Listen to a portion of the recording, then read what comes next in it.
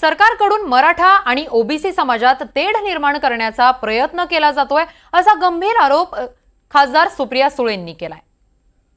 महाराष्ट्र सरकारचं अपयश आहे। महाराष्ट्र सरकारने मराठा, धनगर, लिंगायत, मुस्लिम आणि भटक्या विमुक्त समाजांना आरक्षण देऊ असा शब्द हा महाराष्ट्र सरकारने दिलेला तुमच्या चॅनल्सवर राज्यानेही देशाने पाहिलेला आहे आणि त्याला कॉन्स्टिट्यूशन अमेंडमेंटची गरज आहे।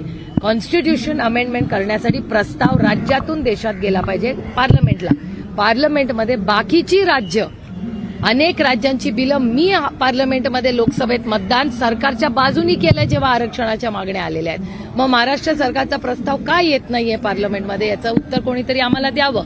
आणि मराठा, धनगर, लिंगायत, मुस्लिम आणि भटक्या विमुक्त समाजाला आरक्षण देण्याचा प्रस्ताव जर एनडीए सरकार म्हणजे मोदी सरकार होतं तेव्हाही आम्ही हेच बोलत होतो, एनडीएचं सरकार आलंय आमची हीच लाईन आहे, प्रस्ताव आला तर पूर्ण ताकदीने सरकारच्या बरोबर आम्ही मतदान आरक्षणाच्या बाजूनी करू।